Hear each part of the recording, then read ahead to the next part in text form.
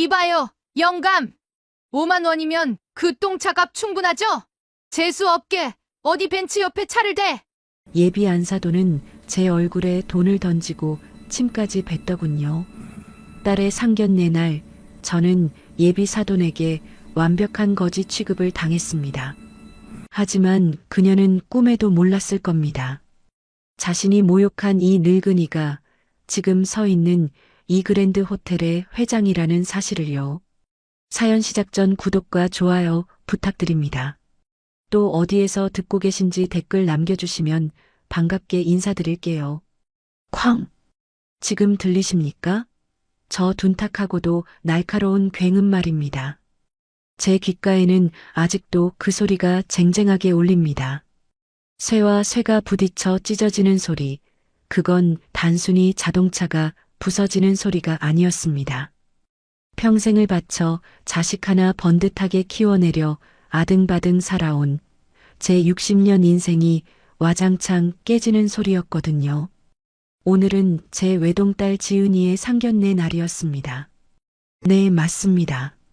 부모라면 누구나 가슴 떨리고 한편으론 시원섭섭하다는 그날이죠. 그런데 저는 오늘 아주 특별한 연극을 준비했습니다. 남들은 번쩍거리는 세단에 가장 비싼 양복을 빼입고 사돈 떼끼를 죽이러 간다는데 저는 정반대였죠. 장롱 깊숙한 곳에 박혀있던 소매 끝이 해진 낡은 점퍼를 꺼내 입었습니다. 그리고 차고 한 구석에서 먼지를 뒤집어 쓰고 있던 녀석을 깨웠죠. 제 첫 차, 포니 말입니다. 30년도 더 된 이 녀석은 이제 박물관에나 가야 대접받을 고물이라지만 저한테는 제가 땀 흘려 일군 그랜드 호텔의 초석을 닦아준 녀석이자 제 젊은 날의 훈장 같은 놈입니다. 회장님 정말 이러고 가시게요? 총지배인 김 전무가 기겁을 하며 말리더군요. 제가 웃으며 그랬습니다. 김 전무 사람 속은 겉만 봐선 모르는 법이야. 내 딸이 평생을 함께할 집안 아닌가. 그 사람들이 우리 지은이를 배경이나 돈이 아니라 정말 사람 자체로 아껴줄 사람들인지 내가 내 눈으로 확인해야겠어. 그때까지만 해도 저는 몰랐습니다. 제가 확인하게 될 진실이 그렇게나 참혹하고 비참한 것일 줄은요. 제 호텔, 아니 그랜드 호텔 지하 주차장으로 들어설 때였습니다. 익숙한 주차장 냄새, 묵직한 공기, 모든 게 평소와 같았지만 제 마음만은 전쟁터 나가는 병사처럼 비장했지요. 주차 라인을 찾아 천천히 핸들을 꺾던 찰나였습니다. 갑자기 코너를 돌자마자 검은색 물체가 맹수처럼 튀어나오더군요. 번쩍거리는 벤츠 S클래스였습니다. 제가 급히 브레이크를 밟았지만 상대방은 속도를 줄일 생각조차 없어 보였습니다. 기쿵! 핸들을 잡은 손목이 욱신거릴 정도의 충격이었습니다. 제 차 범퍼가 우그러지는 소리가 뼈아프게 들려왔죠. 잠시 멍하니 있다가 정신을 차리고 차 문을 열었습니다. 다행히 몸은 크게 다치지 않은 것 같아 안도하며 상대방 차 쪽으로 다가갔습니다. 명백히 상대방이 중앙선을 넘어 크게 코너를 돈 과실이었으니까요. 그런데 말입니다. 벤츠 운전석 문이 열리고 내린 사람을 보자마자 저는 숨이 턱 막히는 것 같았습니다. 화려한 모피 코트를 휘감고 진주 목걸이를 주렁주렁 매단 여자. 바로 오늘 제가 만나야 할 예비 안사돈 최 여사였습니다. 저는 순간적으로 아는 체를 하려다 멈칫했습니다. 아직 제 정체를 밝힐 타이밍이 아니었으니까요. 그리고 속으로 생각했죠. 아무리 돈 좀 있는 유세라 해도 사고를 냈으면 사과부터 하겠지.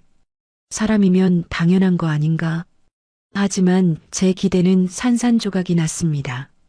그녀는 자기 차 앞 범퍼를 쓱 훑어보더니 저를 향해 고개를 획 돌리더군요. 그 눈빛. 그 눈빛을 어떻게 설명해야 할까요?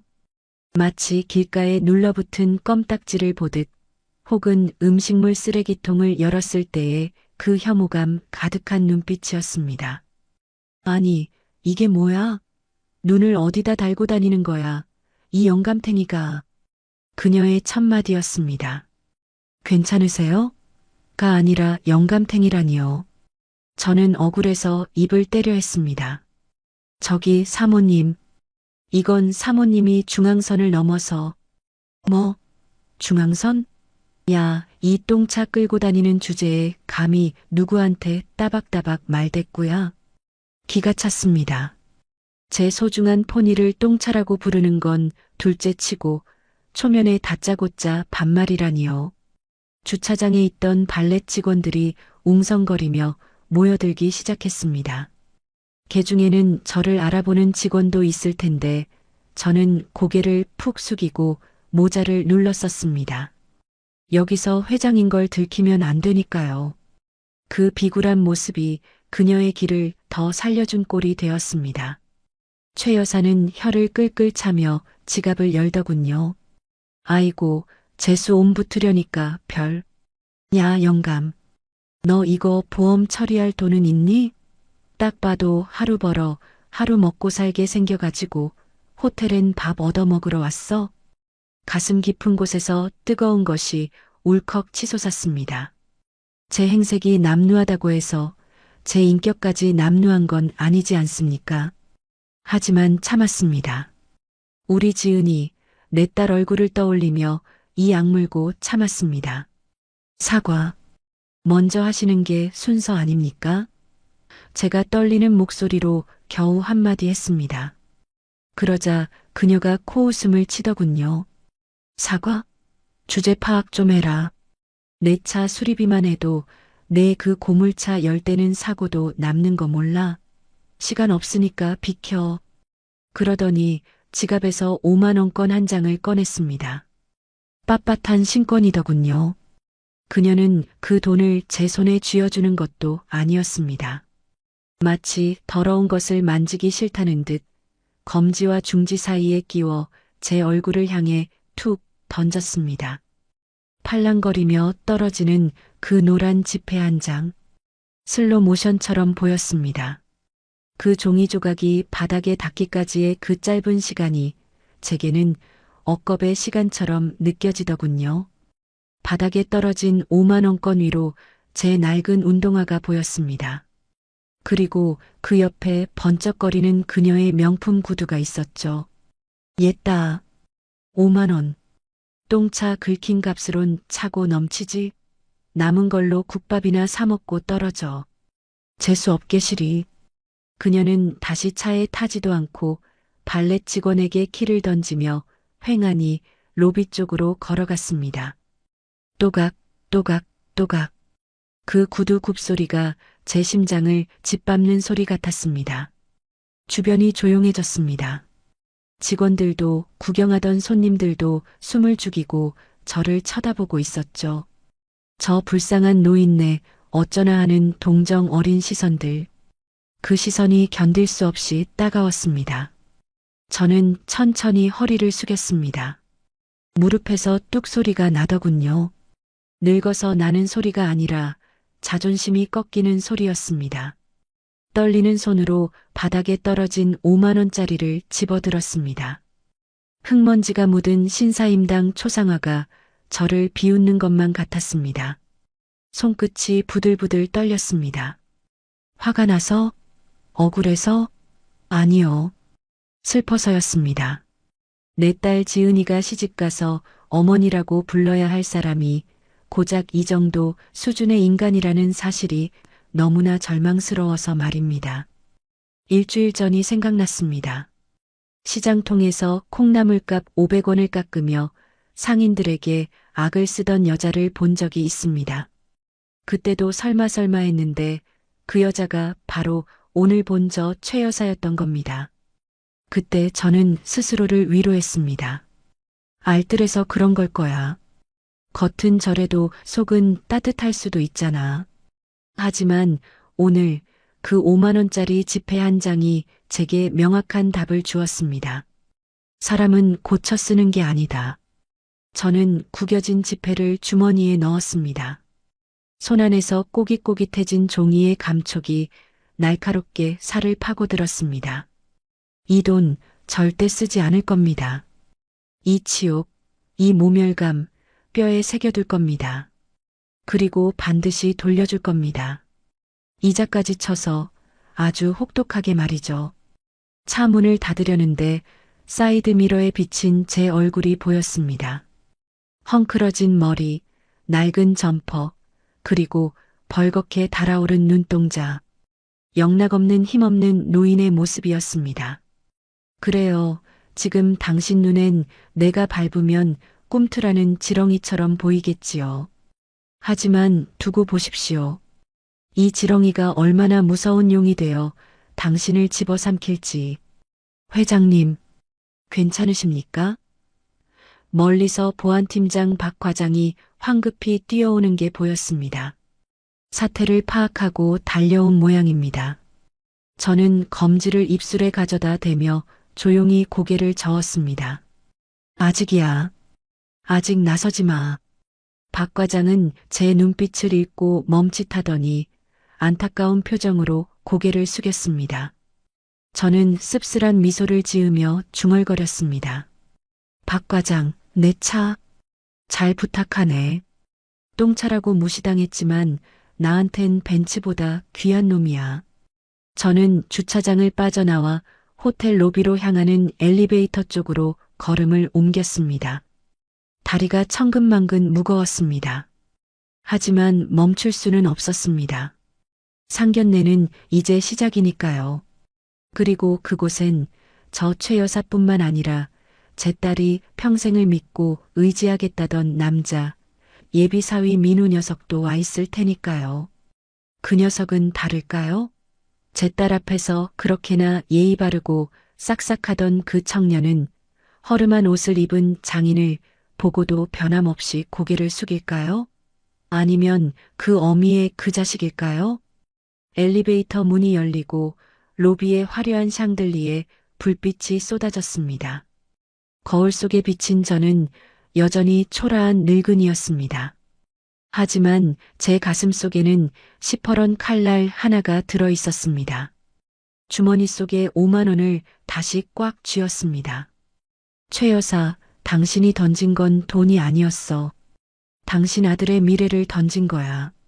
화장실 세면대 앞, 저는 거울 속에 비친 제 얼굴을 한참이나 들여다봤습니다.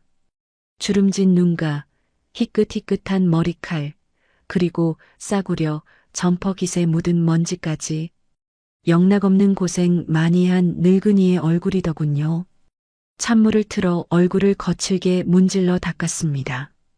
차가운 물이 피부에 닿으니 화탓하게 달아올랐던 얼굴이 조금 식는 것 같았지만 가슴 속에서 타오르는 불길은 좀처럼 꺼지질 않았습니다. 참자. 만서가 참아야 한다. 지은이를 위해서다. 거울 속에 제 자신에게 몇 번이고 최면을 걸었습니다. 손수건으로 물기를 닦아내며 심호흡을 크게 한번 내쉬었죠. 그래요. 주차장에서의 일은 액땜이라 칩시다. 세상엔 별의별 사람이 다 있으니까요. 이제 상견례 장소인 20층 중식당으로 올라가서 점잖게 사돈을 만나고 아이들 앞날만 축복해주면 되는 겁니다. 저는 옷매무새를 다듬고 화장실을 나섰습니다. 호텔 1층 로비는 언제나처럼 활기가 넘쳤습니다. 높은 천장에 매달린 크리스털 샹들리에가 눈이 부시게 빛나고 잘 훈련된 직원들이 미소를 머금고 손님들을 맞이하고 있었죠. 제가 못하나 타일 한 장까지 직접 고르며 지은 이 호텔. 이곳에 서면 언제나 밥을 안 먹어도 배가 부른 듯한 자부심을 느끼곤 했습니다. 그런데 오늘따라 저 화려한 조명이 저를 비추는 게 아니라 오히려 제 초라한 그림자만 더 짙게 만드는 것 같더군요. 사람들 틈에 섞여 엘리베이터 쪽으로 걸음을 옮기려던 찰나였습니다. 어머, 어머머, 내 반지, 내 다이아 반지. 로비가 떠나갈 듯한 날카로운 비명소리가 들려왔습니다. 마치 칠판을 손톱으로 긁는 듯한 소름 끼치는 목소리였죠. 본능적으로 고개를 돌려보니 아까 그 여자 최 여사였습니다. 그녀는 핸드백을 바닥에 내팽개친 채 가방 속을 헤집으며 방방 뛰고 있더군요. 또 무슨 난리람. 저는 엮이고 싶지 않아 고개를 돌리고 발걸음을 재촉했습니다. 그런데 그때였습니다. 거기서 거기 가는 똥차 영감. 등 뒤에서 꽂히는 고함 소리. 로비에 있던 수십 명의 시선이 일제히 저에게 꽂혔습니다. 발이 바닥에 본드라도 붙은 듯 떨어지질 않더군요. 설마 나를 부르는 건가? 천천히 몸을 돌렸습니다. 최 여사가 씩씩거리며 저를 향해 성큼성큼 걸어오고 있었습니다. 마치 먹잇감을 발견한 하이에나처럼 말입니다. 그녀는 제 앞까지 와서 삿대질을 해대며 소리쳤습니다. 당신이지? 당신이 훔쳐갔지? 내 3캐럿 다이아 반지. 무슨 귀신 씨나락 까먹는 소리입니까? 저는 어이가 없어서 헛웃음이 나왔습니다. 부인, 지금 무슨 말씀을 하시는 겁니까? 반지라니요? 전 부인 근처에 가지도 않았습니다. 웃기고 있네. 아까 주차장에서부터 수상했어. 일부러 내 차에 들이받은 것도 수상하고 돈 줬는데도 안 가고 알짱거린 것도 수상해. 내 차 문 열렸을 때 슬쩍 했지? 내가 모를 줄 알아? 기가 막혔습니다. 소설을 써도 정도껏 써야지. 이건 망상 수준이었습니다. 이보시오. 사람을 뭘로 보고 이러는 거요? 난 당신 차 근처엔 얼씬도 안 했고 화장실에만 있다가 나오는 길이요. 거짓말 마. 아까 그 눈빛 내가 봤어. 내 보석 탐내면서 침 흘리던 그 눈빛. 딱 봐도 동궁에서 환장한 놈인데 견물생심이라고 안 훔쳤겠어? 당장 내놔. 그거 얼마짜린 줄이나 알아? 내 놈 목숨 10개를 합쳐도 못 갚아.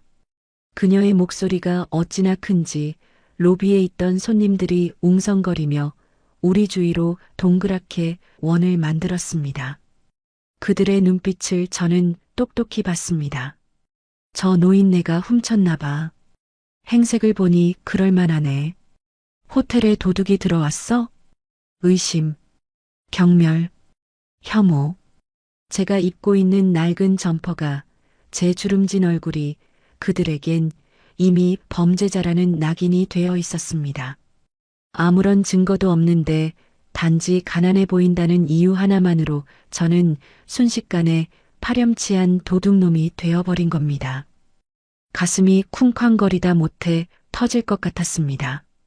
억울함에 손끝이 차갑게 식어갔습니다. 증거 있소? 내가 훔쳤다는 증거 있냐고. 제가 버럭 소리를 지르자 최 여사는 오히려 더 기세등등해졌습니다. 증거? 내 꼴이 증거야. 이 호텔에 너 같은 거지가 들어올 이유가 뭐가 있어? 도둑질하러 온 거 아니면 밥 얻어먹으러 왔겠지. 보안팀 불러. 당장 이 영감탱이 뒤져. 그녀의 고함에 로비 보안 요원들이 무전기를 들고 달려왔습니다. 하필이면 신입 직원들이더군요. 저를 알아보지 못하는 젊은 친구들은 곤란한 표정으로 저와 최 여사를 번갈아 보았습니다. 손님, 진정하십시오. 무슨 일이십니까? 직원이 묻자 최 여사는 악어의 눈물이라도 흘릴 기세로 하소연을 시작했습니다. 아니 글쎄, 이 노인네가 내 다이아 반지를 훔쳐갔다니까요. 3캐럿짜리예요, 3캐럿. 내가 화장실 간 사이에 가방을 잠깐 뒀는데 그새 없어졌어. 주변에 이 노인네밖에 없었다고. 거짓말이 술술 나오더군요. 아까는 차 문 열렸을 때 훔쳤다더니 이제는 화장실 앞에서 훔쳤다고 말을 바꿉니다. 하지만 사람들은 논리 따윈 중요하지 않았습니다. 그저 화려한 사모님이 피해자고 남루한 노인이 가해자라는 그 그림이 더 익숙하고 편했으니까요.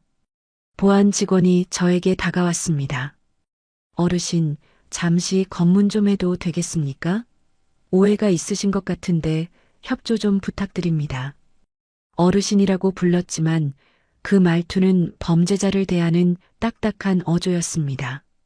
저는 그 직원의 명찰을 받습니다. 보안팀 1팀 강대리. 입사한 지 얼마 안 된 친구라 제 얼굴을 모르는 게 당연했습니다. 하지만 제 직원이 제 호텔에서 저를 도둑 취급하며 몸수색을 하려 든다는 이 상황이 너무나 비참하고 서글펐습니다. 나 도둑 아닙니다. 맹세코 남의 물건에 손 댄 적 없소?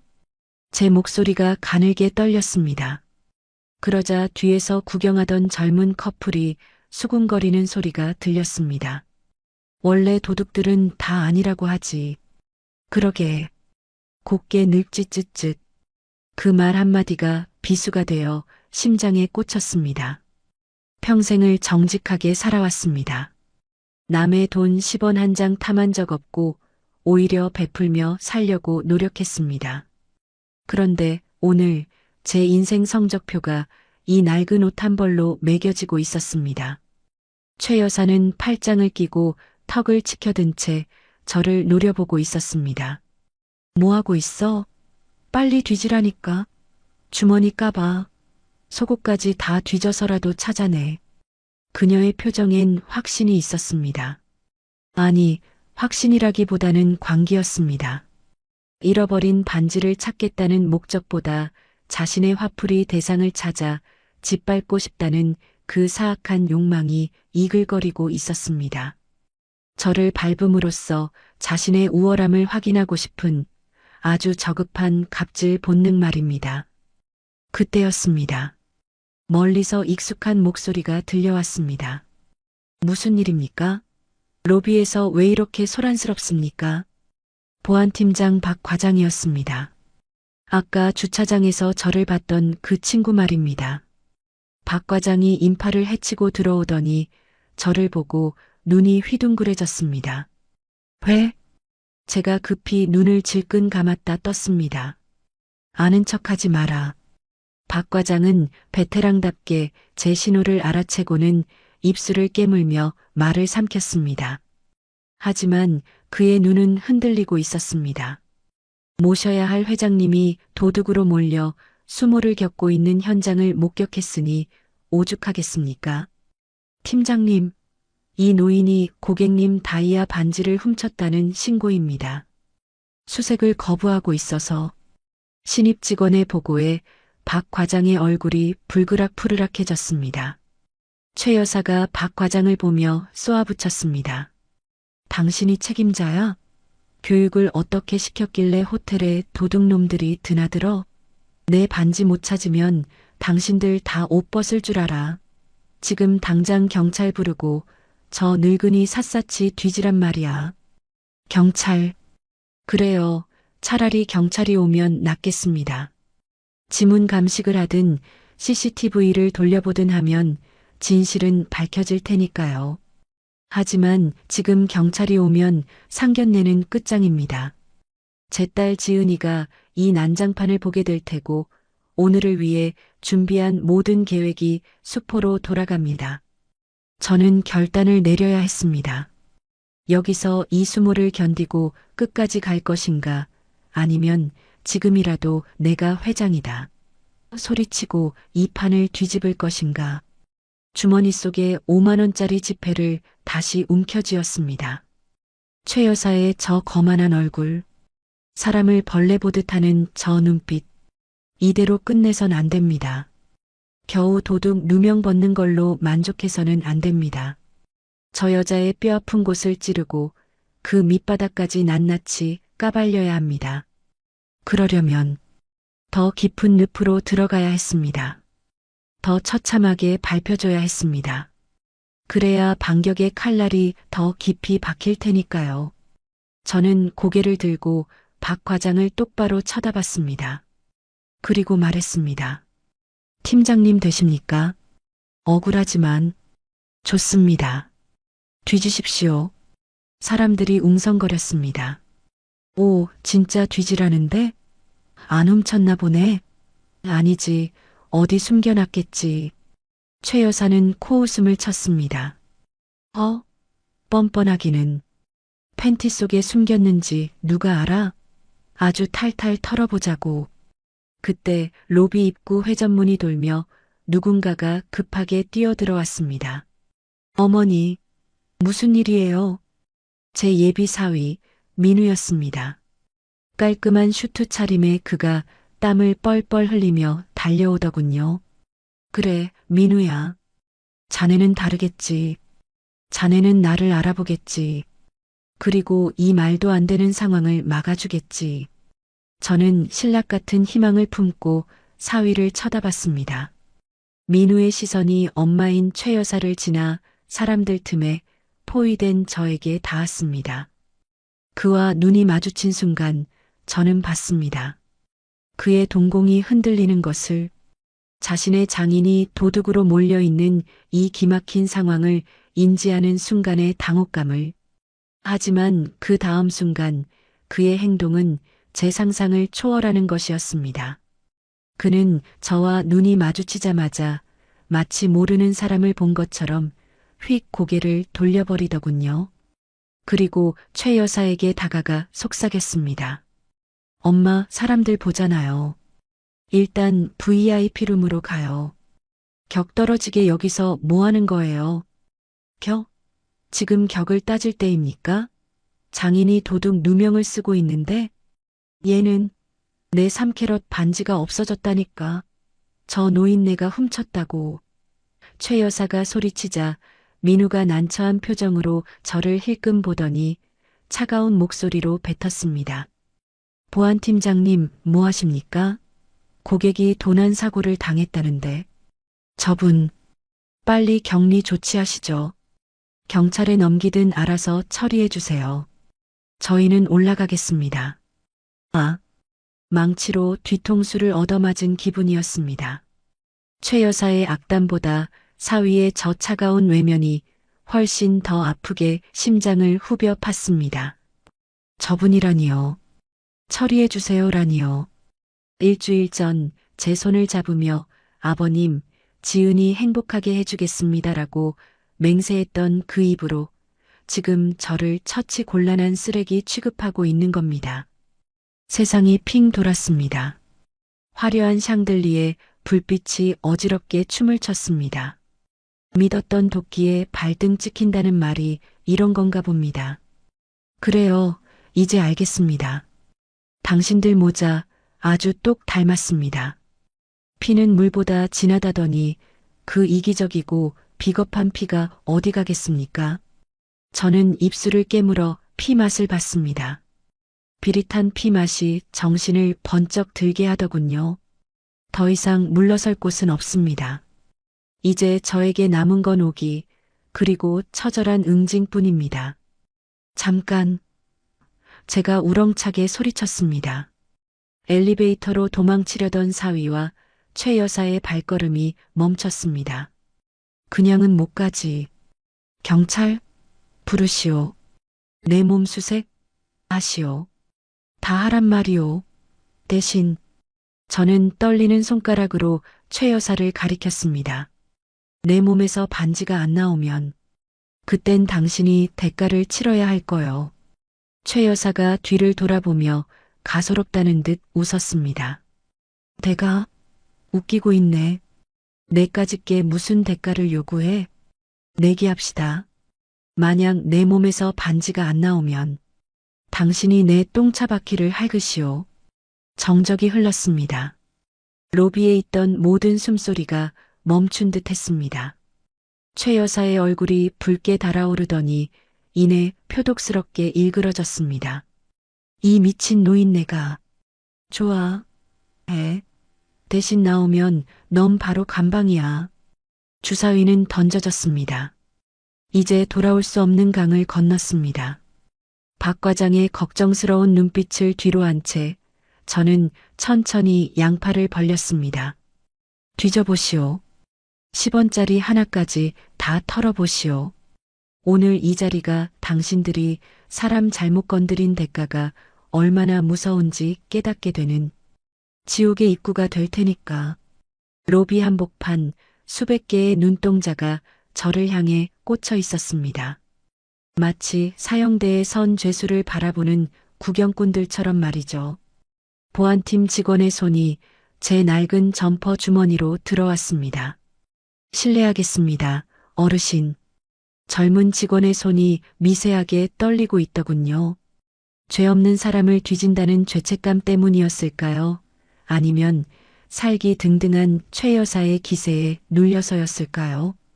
저는 두 팔을 벌린 채 허수아비처럼 가만히 서 있었습니다. 차라리 잘 됐다고 생각했습니다. 이 치욕스러운 순간이 길어질수록 나중에 돌아갈 반전의 카타르시스는 더 커질 테니까요. 직원의 손이 제 바지 주머니, 점퍼 안주머니, 심지어 양말 발목까지 훑고 지나갔습니다. 저만치 서 있는 사위 민우 녀석을 쳐다봤습니다. 녀석은 입술을 바짝바짝 태우며 넥타이를 거칠게 풀어 헤치고 있더군요. 장인이 걱정되어서가 아닐 겁니다. 그저 이 소란이 빨리 끝나서 자신의 품격 있는 상견례가 망쳐지지 않기만을 바라고 있겠지요. 녀석의 이마에 맺힌 식은 땀이 조명에 반사되어 번들거렸습니다. 민우야, 잘 봐둬라. 이게 내가 선택한 침묵의 대가다. 없습니다. 보안 직원이 몸을 일으키며 큰 소리로 보고했습니다. 상의, 하의, 신발 내부까지 모두 확인했지만 반지는 없습니다. 순간 로비에 정적이 감돌았습니다. 웅성대던 사람들의 입이 다물어지고 시선이 일제히 최 여사에게로 옮겨갔습니다. 최 여사의 얼굴이 하얗게 질리더군요. 믿을 수 없다는 듯 입을 딱 벌리고 뻐끔거리는데 마치 물 밖으로 나온 붕어 같았습니다. 그럴 리가 없어. 제대로 뒤진 거 맞아? 속옷은, 팬티는 뒤져봤어? 저 영감탱이가 똥구멍이라도 숨겼을지 어떻게 알아? 아, 정말 바닥을 보여주는군요. 듣고 있던 손님들이 인상을 찌푸리며 혀를 찼습니다. 아무리 다급해도 입에 담지 못할 말이 있는 법입니다. 저는 천천히 옷매무새를 다듬으며 최 여사 앞으로 다가갔습니다. 한 걸음 한 걸음 내디딜 때마다 그녀가 주춤주춤 뒷걸음질을 치더군요. 아까의 그 당당하던 기세는 온데간데였고 겁먹은 눈빛이 역력했습니다. 자, 이제 내 차례요. 제가 낮고 묵직한 목소리로 말했습니다. 내 몸에서 안 나왔으니 약속대로 당신 짐을 확인해야겠소. 바퀴를 핥기 전에 말이오. 미쳤어? 감히 누구 몸에 손을 대. 최 여사가 핸드백을 가슴에 품으며 비명을 질렀습니다. 공평해야지. 내가 도둑이 아니라면 반지는 분명 다른 곳에 있을 테니까. 혹시 압니까? 등잔 밑이 어둡다고 사모님 가방 속에 얌전히 들어앉아 있을지. 이게 돌았나? 내가 내 반지를 훔치기라도 했다는 거야? 이게 얼마짜리 가방인 줄이나 알아? 에르메스야, 에르메스? 내까짓 게 만질 물건이 아니라고. 그녀가 발악을 할수록 구경꾼들의 의심은 짙어졌습니다. 왜 못 보여줘? 진짜 자기가 숨긴 거 아냐? 수군거리는 소리가 들불처럼 번졌습니다. 그때 침묵을 지키던 보안팀장 박 과장이 나섰습니다. 사모님, 공정성을 위해 저희가 확인하겠습니다. 고객님의 명예를 위해서라도 확인하시는 게 좋겠습니다. 박 과장은 정중하지만 단호하게 손을 내밀었습니다. 최 여사는 사위 민우를 쳐다보며 도움을 청했지만 민우는 고개를 돌려 외면하더군요. 이미 상황이 걷잡을 수 없게 되자 녀석도 포기한 겁니다. 결국 최 여사는 도살장 끌려가는 소처럼 씩씩거리며 핸드백을 내밀었습니다. 박 과장이 하얀 장갑을 낀 손으로 가방을 열었습니다. 화장품 파우치, 지갑, 선글라스, 내용물들이 하나씩 테이블 위로 꺼내졌습니다. 가방 안이 텅 비어갈수록 최 여사의 표정에 안도감이 스치더군요. 꺼봐. 없잖아. 내가 미쳤다고 내 가방에 숨겨. 하지만 저는 알고 있었습니다. 그녀가 얼마나 건망증이 심하고 정리정돈을 못하는 성격인지. 3일 전 백화점에서도 지갑을 못 찾아 점원 멱살을 잡을 뻔하다가 자기 겨드랑이 사이에서 찾지 않았던가요? 팀장님, 안쪽 지퍼주머니. 거기도 확인해 보시죠. 제가 툭 던지듯 말했습니다. 최 여사가 흠칫 놀라더군요. 거긴 비상금 넣는 곳이야. 반지를 거기다 왜 넣어? 박 과장이 망설임 없이 안쪽 지퍼를 드르륵 열었습니다. 그리고 손을 깊숙이 집어넣었죠. 잠시 후 박 과장의 손끝에서 무언가가 반짝였습니다. 찾았습니다. 투명한 조명을 받아 영롱하게 빛나는 알반지. 분명 최 여사가 잃어버렸다고 난리를 치던 그 3캐럿 다이아 반지였습니다. 아, 로비 전체에서 탄식이 터져 나왔습니다. 뭐야, 자기 가방에 있었네. 생사람 잡을 뻔했잖아. 비난의 화살이 순식간에 최 여사에게 쏟아졌습니다. 최 여사는 얼굴이 홍당무처럼 빨개져서 어쩔 줄을 몰라 했습니다. 이게 왜 여기? 아까 화장실에서 손 씻을 때 잠깐 넣어뒀나? 어머, 내가 정신이 없어서. 기가 찹니다. 사람을 도둑으로 몰아놓고는 정신이 없어서라니요. 사과 한마디 없이 얼버무리려는 그 태도에 분노가 치밀었지만 저는 아직 터뜨릴 게 하나 더 남아 있었습니다. 박 과장이 반지를 최 여사에게 건네주려는 순간 제가 손을 뻗어 그 반지를 가로챘습니다. 이보시오. 내 건데 왜 당신이 만져?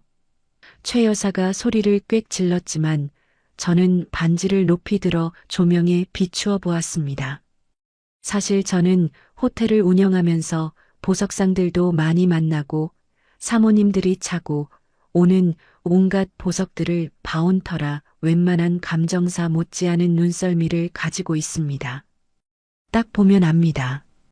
이게 진짜인지 가짜인지. 3일 전 백화점 모피 매장에서의 일이 떠올랐습니다. 그날 저는 딸 지은이 혼수 이불을 보러 갔다가 우연히 최 여사를 목격했었죠. 그녀는 수천만 원짜리 밍크 코트를 입어보며 매장 직원에게 거드름을 피우고 있었습니다. 이거 털이 왜 이래? 윤기가 없네. 진짜 최고급 맞아?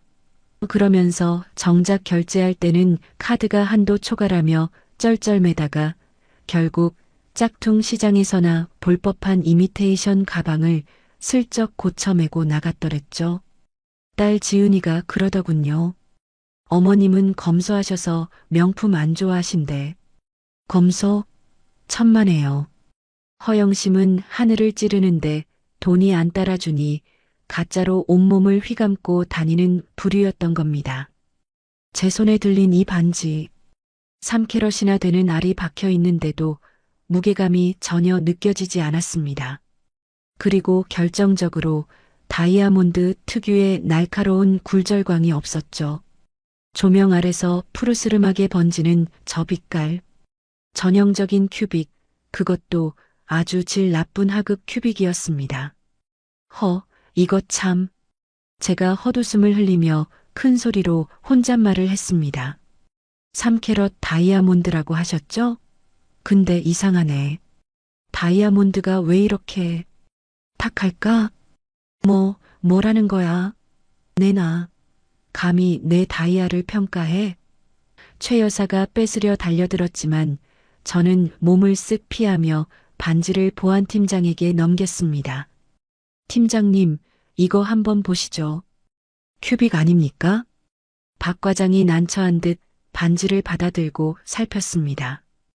호텔 보안팀장 짬밥이면 모를 리가 없죠. 그가 차마 말은 못하고 헛기침을 했습니다.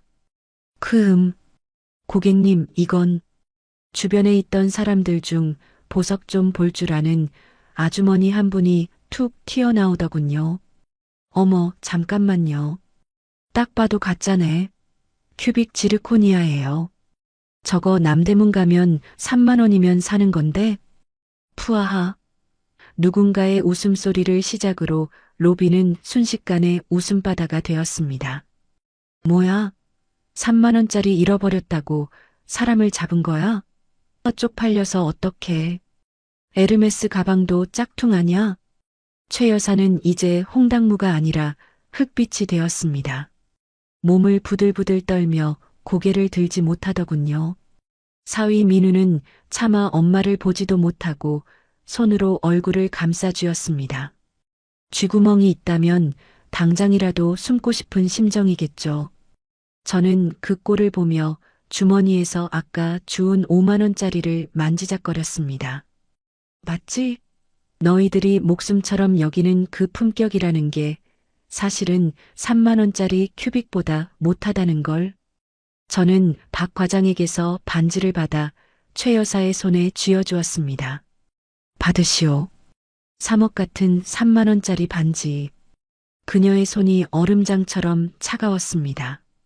그녀는 저를 죽일 듯이 노려봤지만 입이 10개라도 할 말이 없는 상황이었습니다. 두고 봐. 가만 안 둬. 기어들어가는 목소리로 중얼거리는 게 고작이었습니다. 가만 안 두면 어쩔 거요? 내기 기억 안 나시오? 바퀴 핥아야지. 제가 한 발짝 다가서자 최 여사가 히익 소리를 내며 뒷걸음질 쳤습니다. 그때 민우가 급하게 끼어들었습니다. 아, 그만하시죠. 어르신도 누명 벗었으면 됐지. 어른한테 너무한 거 아닙니까? 저희가 실수한 건 인정하지만 이렇게 망신 줄 필요까진 없잖아요. 참나 적반하장도 유분수지. 실수? 사람을 도둑놈 만드는 게 실수인가? 그리고 자네, 아까는 나보고 경찰서 가라며? 이제 와서 어른 타령인가? 제가 쏘아붙이자 민우는 입을 꾹 다물었습니다. 할 말이 없겠죠. 논리로도 명분으로도 그들은 완패했습니다. 저는 시계를 봤습니다. 상견례 약속 시간이 5분 지났더군요. 더 이상 지체할 시간이 없었습니다. 이제 본 게임으로 들어가야죠. 이 로비에서의 승리는 그저 에피타이저일 뿐입니다. 진짜 만찬은 20층 VIP룸에 차려져 있으니까요. 좋소. 바퀴 핥는 건 나중에 받기로 하고 나도 바쁜 몸이라 이만 가봐야겠소. 저는 짐짓 너그러운 척하며 돌아섰습니다. 어디 가세요? 그냥 가시면 안 되는데. 사과라도 받으셔야죠. 박 과장이 당황해서 물었습니다. 저는 박 과장에게만 들리게 작게 속삭였습니다. 20층 VIP룸으로 올라오게.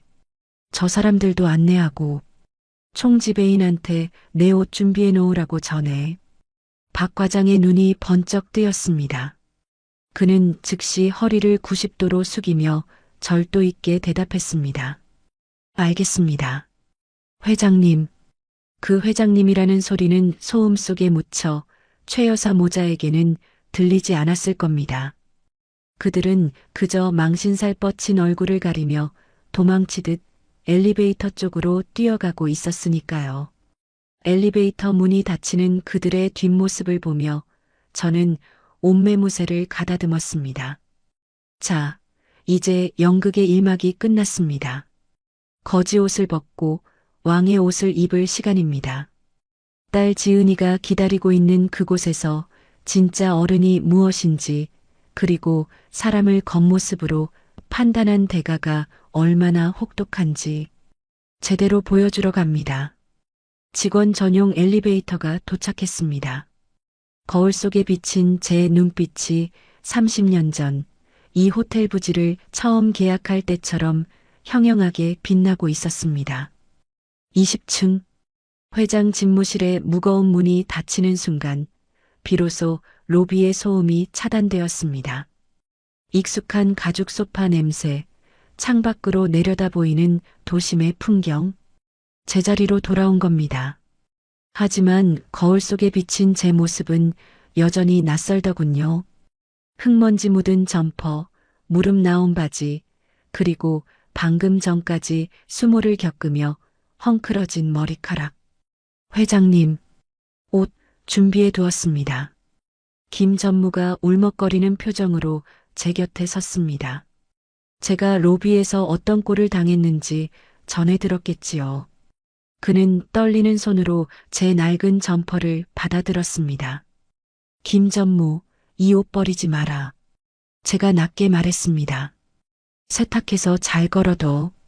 사람이 자리가 높아지면 개구리 올챙이 적 생각 못한다지 않나? 내가 오늘 겪은 이 더러운 기분.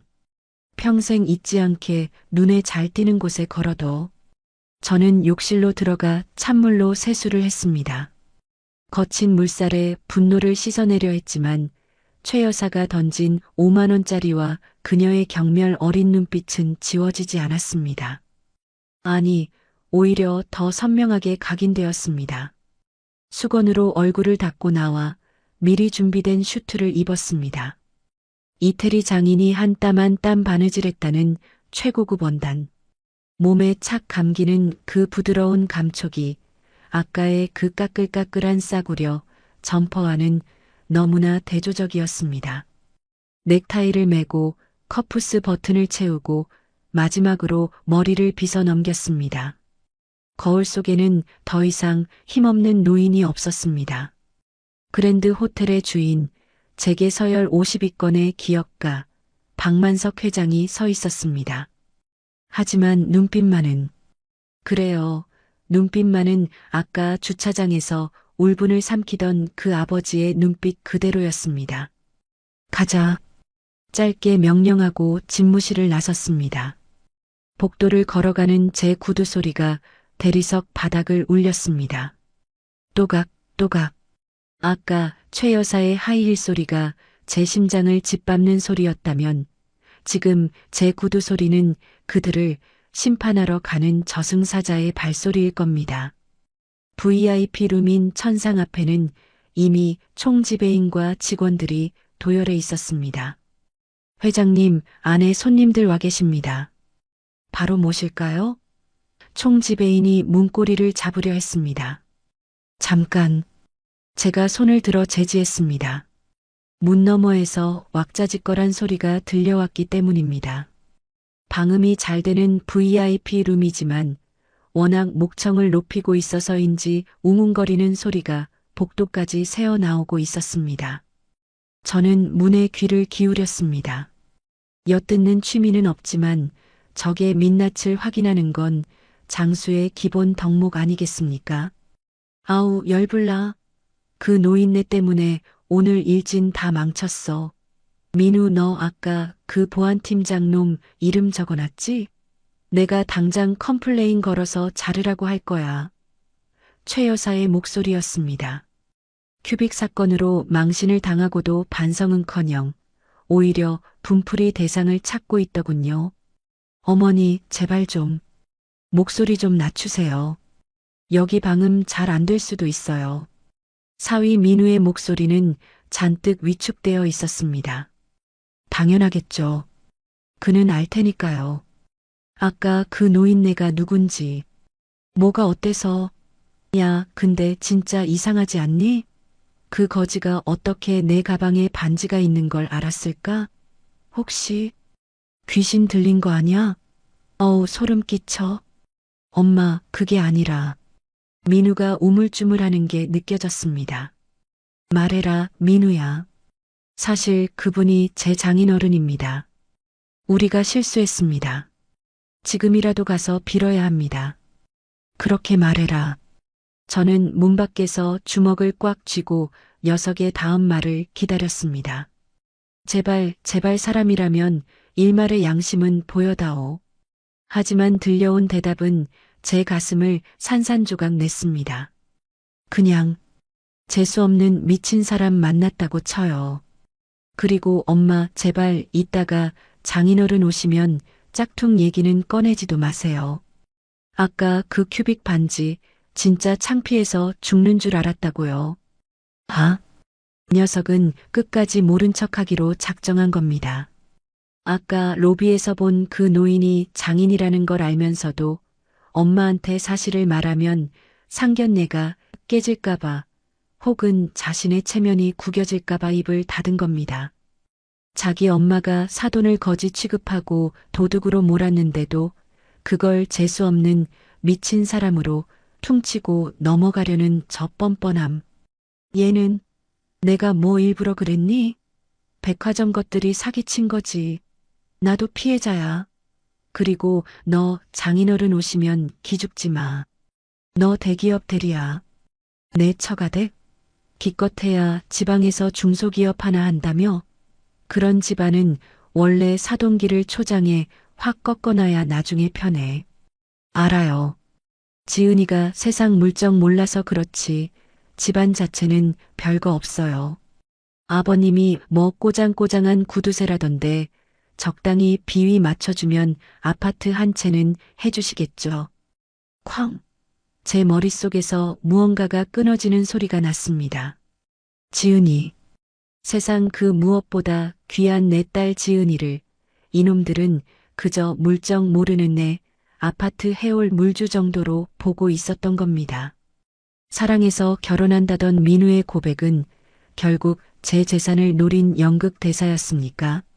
문 밖의 직원들이 서로 눈치를 보며 식은땀을 흘리더군요. 그들도 들었을 테니까요. 회장님의 딸과 사돈 될 사람들이 나누는 저 천박하고도 계산적인 대화를 말입니다. 총지배인의 얼굴이 붉게 달아올라 있었습니다. 그는 감히 저를 쳐다보지도 못하고 고개를 푹 숙이고 있었습니다.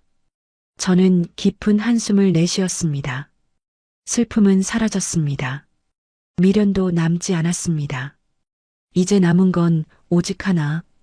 이 썩어 빠진 뿌리를 도려내는 일뿐입니다. 김전무. 제가 불렀습니다. 예, 회장님. 내 딸 지은이 지금 어디 있나? 따님은 지금 별관 미용실에서 메이크업 수정 중이십니다. 곧 이쪽으로 오실 겁니다. 오지 못하게 해. 제 말에 김전무가 깜짝 놀라 고개를 들었습니다. 네. 이런 더러운 꼴 내 딸 눈에 보여줄 필요 없어. 지은이는 그냥 집으로 보내. 내가 가서 설명할 테니까. 여기는 나 혼자 들어간다. 지은이가 이 자리에 와서 사랑했던 남자가 자신을 돈으로 보고 있었다는 사실을 알게 된다면 얼마나 상처받을까요? 그 잔인한 진실은 아비인 제가 짊어지고 가겠습니다. 딸아이의 눈물은 나중에 닦아주더라도 지금 이 난장판에 딸을 세워둘 순 없습니다. 알겠습니다. 바로 조치하겠습니다. 김전무가 급히 무전기를 들고 물러났습니다. 이제 준비는 끝났습니다. 저는 넥타이를 한 번 더 고쳐 매고 총지배인을 바라봤습니다. 문 열어. 네, 알겠습니다. 총지배인이 군기든 목소리로 대답하며 양손으로 육중한 문고리를 잡았습니다. 문이 열리는 소리가 유난히 크게 들렸습니다. 문틈 사이로 따뜻한 조명과 고급스러운 중식당의 풍경이 드러났습니다. 그리고 그 중앙 원탁 테이블에 앉아 씩씩거리고 있는 최 여사와 물잔을 들이켜고 있는 사위 민우의 모습이 보였습니다. 문이 열리자 두 사람의 시선이 입구로 쏠렸습니다. 역광을 받고 서 있는 저를 보며 그들은 처음에 누구인지 알아보지 못하는 눈치였습니다. 그저 호텔 고위 관계자가 들어오는 줄 알았겠지요. 저는 천천히, 아주 천천히 걸어 들어갔습니다. 뚜벅, 뚜벅. 제 발소리에 맞춰 직원들이 허리를 90도로 숙이며 복창했습니다. 안녕하십니까, 회장님. 안녕하십니까, 회장님. 그 우렁찬 인사소리가 룸 안을 가득 채웠습니다. 최 여사는 젓가락을 든 채 멍하니 입을 벌렸고 민우는 들고 있던 물잔을 챙그랑 떨어뜨렸습니다. 물이 쏟아져 그의 바지를 적셨지만 그는 닦을 생각조차 하지 못하고 하얗게 질린 얼굴로 저를 올려다보았습니다. 녀석의 입술이 파르르 떨리며 소리 없는 비명을 지르고 있었습니다. 아, 끝났다. 저는 그들의 공포를 즐기며 테이블 상석으로 다가갔습니다. 그리고 의자를 빼내어 앉으며 민우를 향해 싸늘하게 웃어 보였습니다. 자네, 바지가 젖었군. 물인가? 아니면 오줌이라도 지린 건가? 민우는 숨도 쉬지 못하고 덜덜 떨고만 있었습니다. 최 여사는 아직 상황 파악이 덜 된 듯 눈을 껌뻑거리며 저와 민우를 번갈아 보고 있었죠. 민우야, 이분이 누구시니? 회장님이라니? 우리 사돈 어른은 왜 안 오시고? 저는 최 여사를 똑바로 응시했습니다. 부인, 초면이 아닌데 인사가 늦었군요. 아까 5만 원.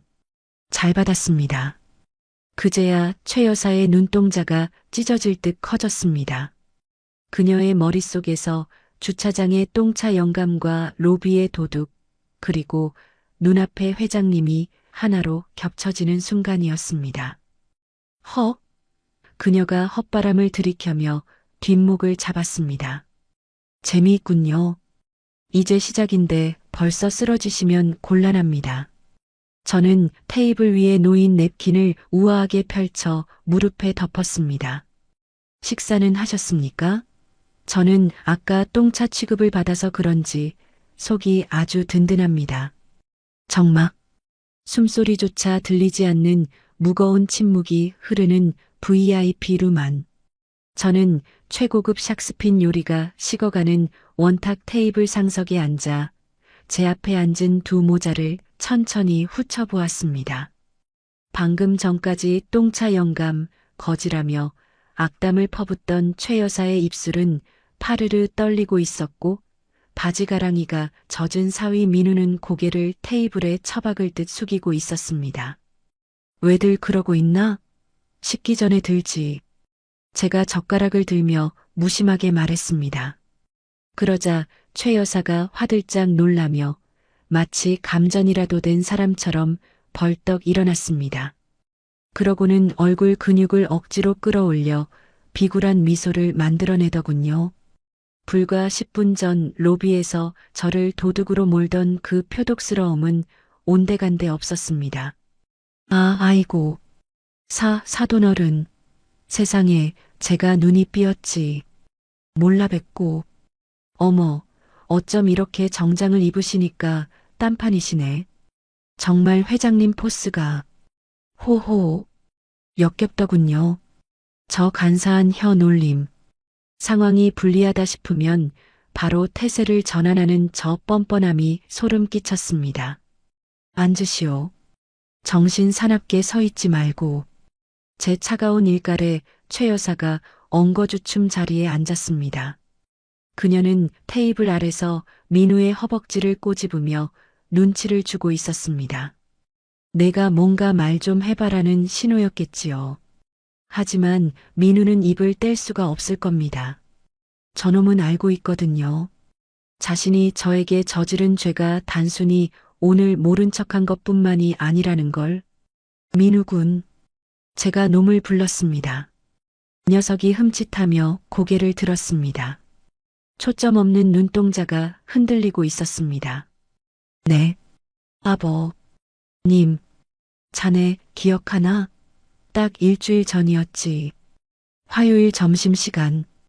그 말을 듣는 순간 민우의 얼굴에서 핏기가 완전히 사라졌습니다. 그래, 기억나겠지. 내가 사람이라면 잊을 수 없을 거야. 일주일 전 저는 딸 지은이가 싸준 도시락을 들고 민우의 회사를 찾아갔었습니다. 딸아이가 오빠가 요즘 야근하느라 밥도 제대로 못 챙겨 먹는다며 걱정하길래 장인 될 사람으로서 따뜻한 밥 한 끼 먹이며 격려해주고 싶었기 때문입니다. 그때도 저는 오늘처럼 편한 점퍼 차림이었습니다. 대기업 로비에서 녀석에게 전화를 걸었죠. 민우야, 나다. 점심시간인데 잠깐 나올 수 있나? 도시락 좀 전해주려고 왔네. 유리문을 통해 녀석이 로비로 나오는 게 보였습니다. 동료들과 웃으며 걸어 나오던 녀석은 회전문 앞에 서 있는 낡은 점퍼 차림의 저를 발견하자마자 표정이 굳어버렸습니다. 그리고 동료들에게 뭐라 속삭이더니 저에게 오기는커녕 건물 기둥 뒤로 몸을 숨기더군요.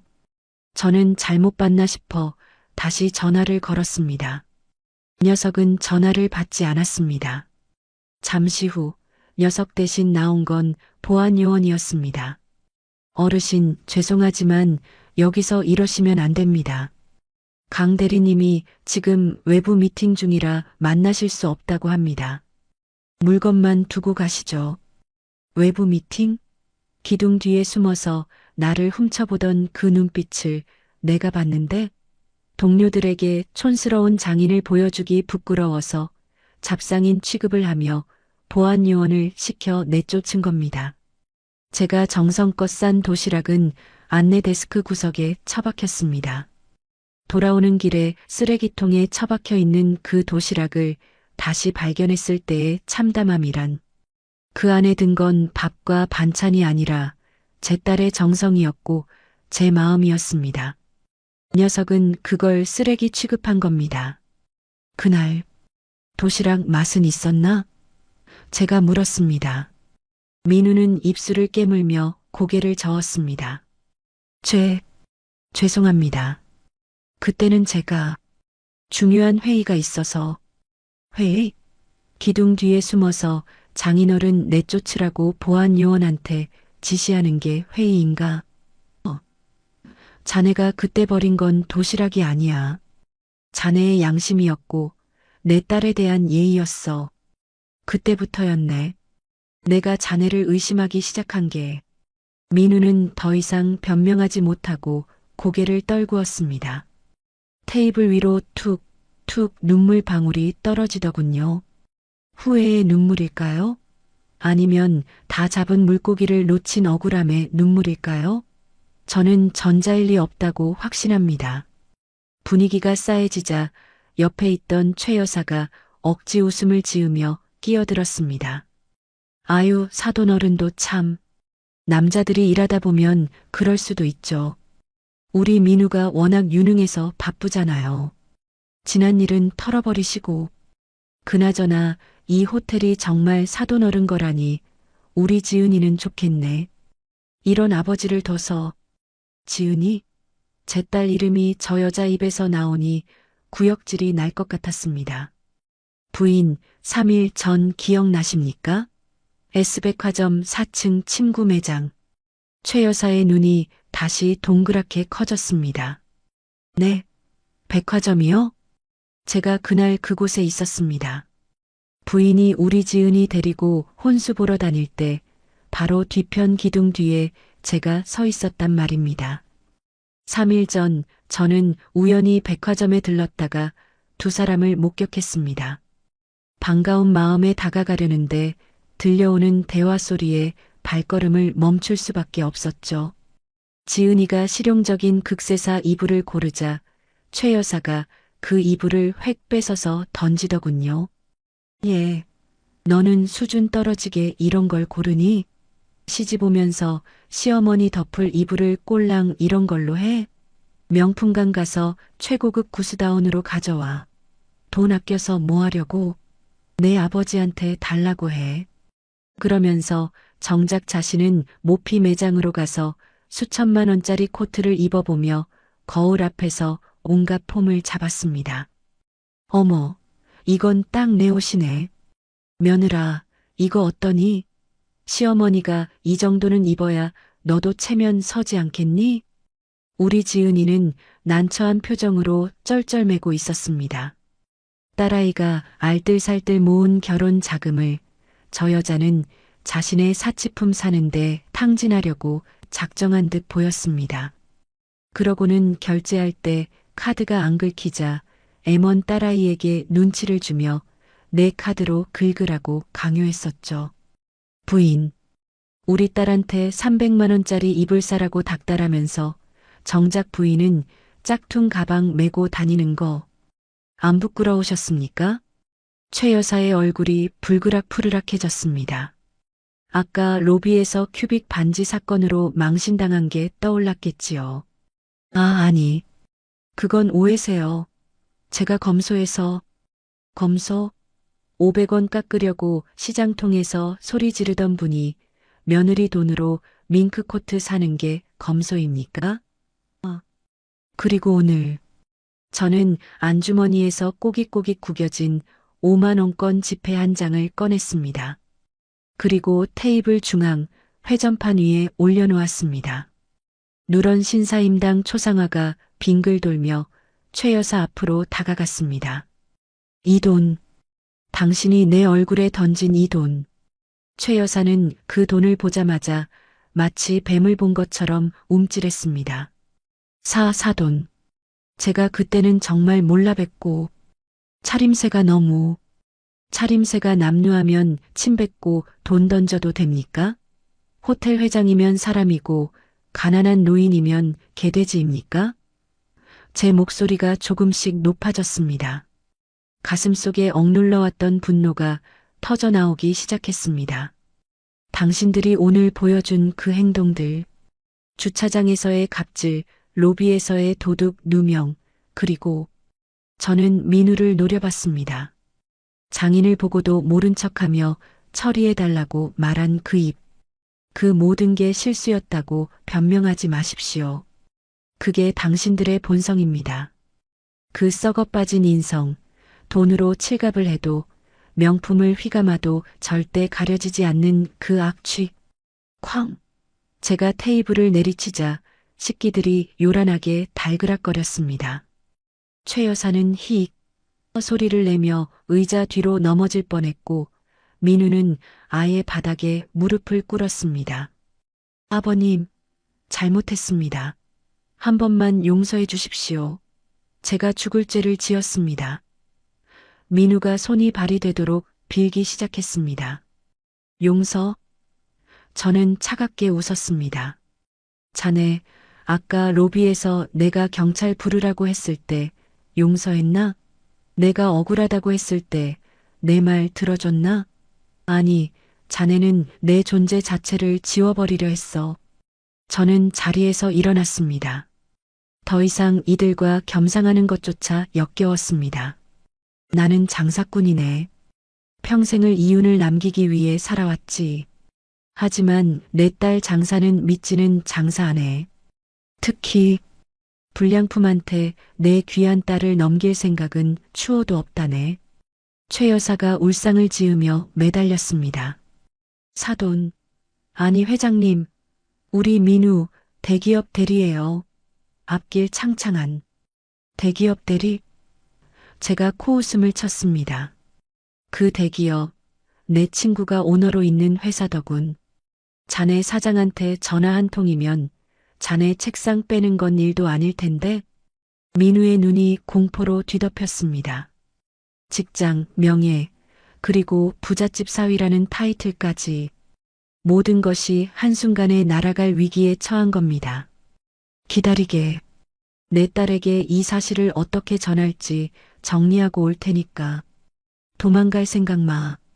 내 허락 없이 이 방을 나가는 순간 자네들 인생은 정말로 끝장날 줄 알아. 저는 뒤도 돌아보지 않고 방문을 향해 걸어갔습니다. 등 뒤에서 민우의 흐느끼는 소리와 최 여사의 통곡 소리가 들려왔습니다. 아이고, 내 팔자야. 이게 무슨 날벼락이야.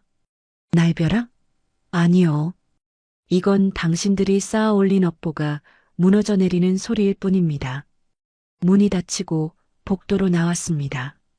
기다리고 있던 김 전무가 걱정스러운 얼굴로 다가왔습니다. 회장님, 따님께서 도착하셨습니다. 지은이, 이제 가장 힘든 순서가 남았습니다. 사랑에 눈먼 내 딸에게 저 잔인한 현실을 알려줘야 하는 아버지의 마음. 가슴이 미어지지만 썩은 살은 도려내야 새살이 돋는 법입니다. 저는 딸이 기다리고 있는 옆방으로 걸음을 옮겼습니다. 발걸음이 납덩이처럼 무거웠지만 저는 아버지니까요. 내 딸을 지키기 위해서라면 악역이라도 자처해야지요. 별관 대기실 앞 저는 문고리를 잡은 채 한참을 서성였습니다. 이 문을 열면 세상에서 가장 행복한 미소를 짓고 있을 제 딸이 있습니다. 오늘만을 기다리며 설레어했을 그 아이에게 이제 저는 세상에서 가장 잔인한 소식을 전해야 합니다. 마치 사형 선고를 내리는 판사가 된 기분이더군요. 가슴이 천갈래 만갈래로 찢어지는 것 같았습니다. 깊은 숨을 내쉬고 문을 열었습니다. 아빠, 화장대 앞에 앉아있던 지은이가 거울을 보다 말고 벌떡 일어나 반겨주었습니다. 단아한 원피스에 곱게 올린 머리. 제 딸이라서가 아니라 정말 눈이 부시게 예뻤습니다. 어릴 때 제 등에 엎여 아빠랑 결혼할 거야 라고 종알대던 그 코올리개가 언제 이렇게 컸는지. 아빠, 옷 갈아입었네? 점퍼 입고 온다더니. 역시 우리 아빠 멋쟁이야. 엄마가 봤으면 또 반했겠다. 지은이는 제 팔짱을 끼며 해맑게 웃었습니다. 그 티 없는 웃음을 보니 목구멍까지 차오른 말이 턱 막혀 나오질 않더군요. 차라리 저 녀석이 나쁜 놈이 아니라 그냥 좀 부족한 놈이었다면 제가 좀 더 참고 품어줄 수 있었을까요? 아니요. 인성이 썩은 놈은 품는 게 아닙니다. 그건 내 딸까지 썩게 만드는 길이니까요. 저는 지은이의 손을 잡고 소파에 앉혔습니다. 제 표정이 심상치 않다는 걸 느꼈는지 지은이의 웃음기가 서서히 사라지더군요. 아빠, 무슨 일 있어? 표정이 왜 그래? 혹시 민우 씨 어머니가 뭘 하셔? 역시 눈치 빠른 아이입니다. 저는 딸아이의 두 손을 꼭 쥐었습니다. 따뜻하고 부드러운 이 손. 평생 흙탕물 안 묻히게 하려고 발버둥 쳤는데 오늘 제가 이 손에 흙을 묻혀야 합니다.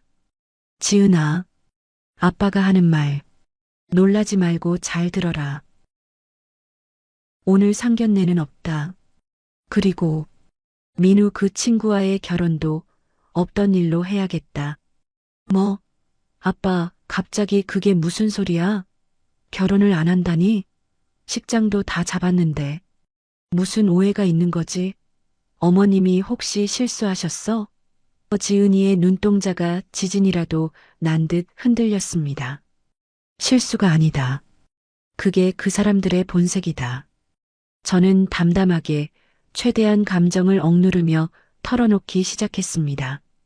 오늘 주차장에서 겪은 일, 최 여사가 낡은 차를 탄 아비에게 침을 뱉고 5만 원을 던진 일, 로비에서 도둑으로 몰아세운 일. 설마 민우 씨는 아니지? 민우 씨가 가만히 있었어? 아빠를 알아보고도?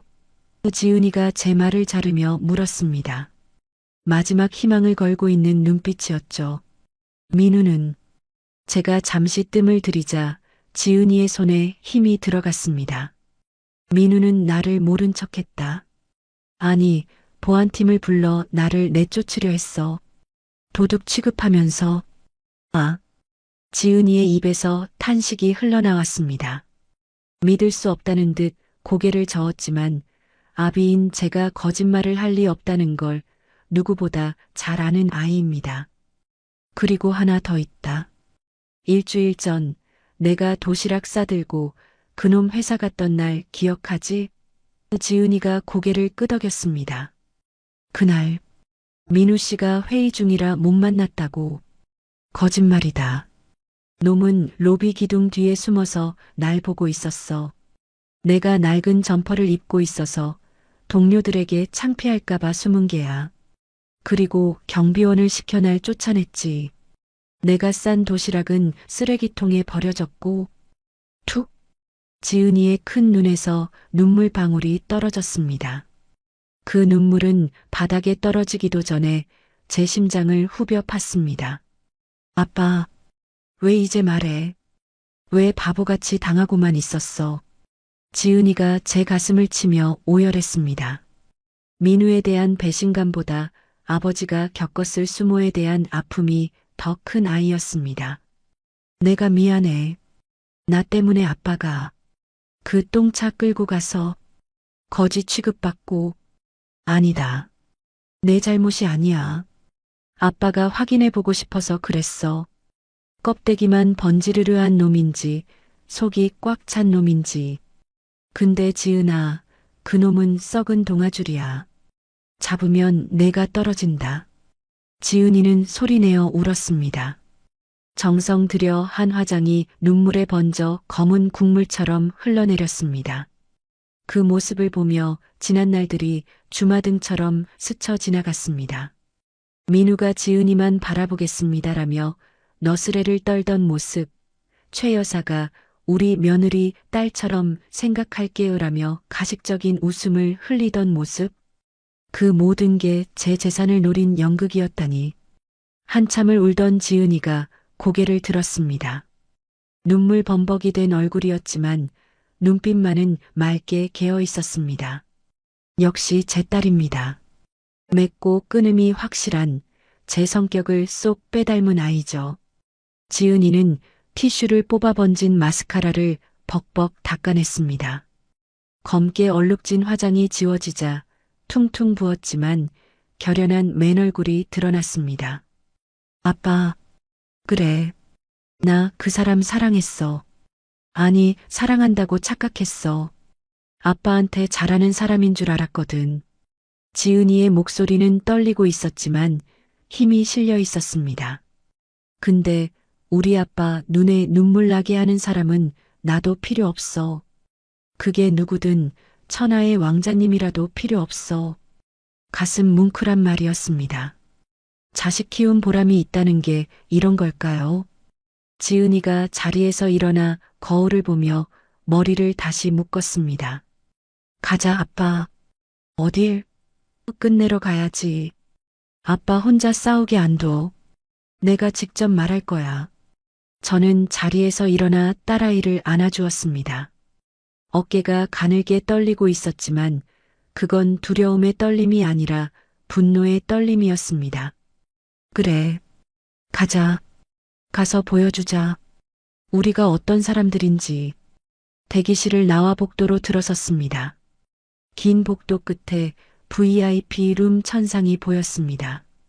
저 문 너머에는 지금쯤 제풀에 지쳐 벌벌 떨고 있을 두 모자가 있겠지요. 지은이가 제 팔짱을 꼈습니다. 결혼식장에 들어갈 때 잡으려던 그 팔짱을 오늘 파혼 선언을 하러 가는 길에 잡았습니다. 상황은 정반대지만 마음만은 그 어느 때보다 든든했습니다. 지은아, 후회 안 하겠니? 제가 나지막이 물었습니다. 지은이가 저를 올려다보며 씩씩하게 대답했습니다. 후회는 그 사람들이 하겠지. 아빠라는 로또를 찢어버린 건 그 사람들이니까. 빈말이라도 고맙더군요. 또각, 또각.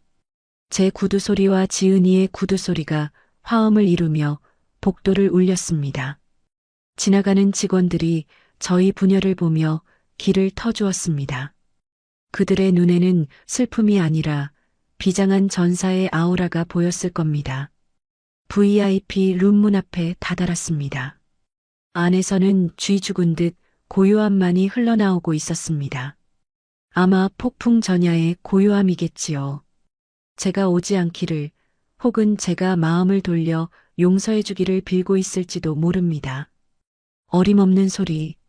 저는 김 전무에게 눈짓을 보냈습니다. 김 전무가 무겁게 고개를 끄덕이며 문을 열었습니다. 문이 열리고 저희 부녀가 나란히 섰습니다. 테이블에 머리를 박고 있던 민우가 고개를 들었습니다. 지은이를 보자마자 놈의 눈에 희망의 빛이 스치더군요. 지은이를 구워 삶으면 어떻게든 될 거라고 착각하는 거겠죠. 지은아, 왔어? 자기야, 내 말 좀 들어봐. 오해가 있어. 민우가 의자를 박차고 일어나 달려오려 했습니다. 하지만 지은이는 제 팔을 더 꽉 잡으며 한 발자국도 물러서지 않았습니다. 차가운 눈빛. 그건 사랑하던 연인을 보는 눈빛이 아니었습니다. 길가에 버려진 쓰레기 봉투를 보는 경멸과 혐오가 담긴 눈빛이었습니다. 오지 마. 지은이의 한마디가 얼음 송곳처럼 날아가 민우의 가슴에 박혔습니다. 더 이상 내 이름 부르지 마. 역겨우니까. 자, 이제 판은 깔렸습니다. 제 역할은 여기까지. 이제 마이크를 제 딸에게 넘길 차례입니다. 내 딸이 저 가증스러운 인간들에게 어떤 피날레를 선사할지 아비로서 가장 앞자리에서 지켜보겠습니다. 지은아, 오해야. 정말 오해야. 민우는 물에 빠진 생쥐꼴을 하고서도 마지막 동아줄이라도 잡겠다는 심정으로 지은이에게 달려들었습니다. 놈의 손이 지은이의 옷자락을 잡으려는 순간 제 딸은 벌레를 털어내듯 놈의 손을 쳐냈습니다. 그 매몰찬 소리가 적막한 룸 안을 갈랐습니다. 손대지 마. 더러워. 지은이의 입에서 나온 그 한마디. 평소엔 싫은 소리 한 번 못하던 순둥이 제 딸이 맞나 싶을 정도로 서늘한 목소리였습니다. 옆에 있던 최 여사가 눈치 없이 끼어들더군요. 아가, 며느라가. 내가 뭘 몰라서 그러나 본데 이건 다 서프라이즈였어. 그래. 우리 사돈어른 담력 시험해 보려고 장난 좀 친 거야. 우리 민우가 얼마나 널 사랑하는데. 장난?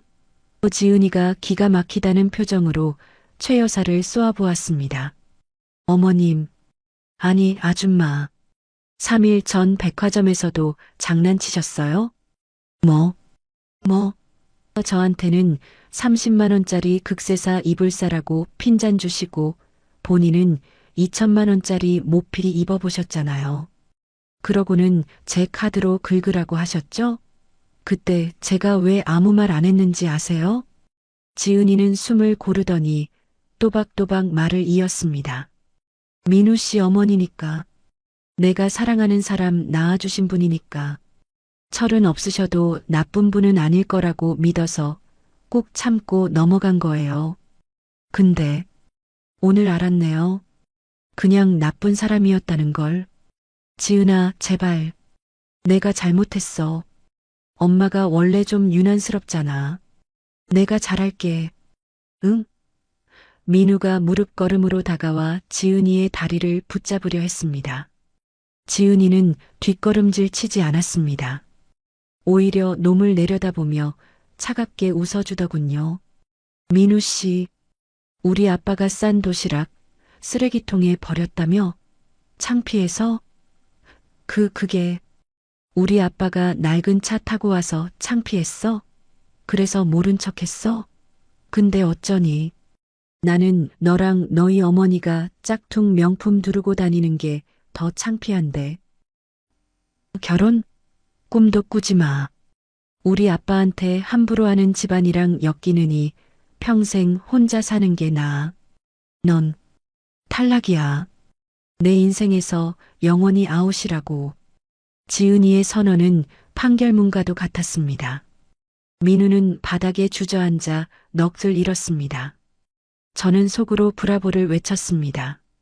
역시 내 딸입니다. 물러 터진 줄만 알았더니 결정적인 순간에는 아비보다 더 대범합니다. 이제 제 차례군요. 마무리 투수가 마운드에 올라갈 시간입니다. 저는 주머니에서 휴대폰을 꺼냈습니다. 그리고 민우가 다니는 대기업 건설사 최 회장의 번호를 눌렀습니다. 스피커폰 버튼을 누르고 테이블 위에 올려놓았죠. 신호음이 울리는 동안 민우의 눈동자가 공포로 확장되었습니다. 설마 하는 표정이었죠. 박 회장? 무슨 일인가?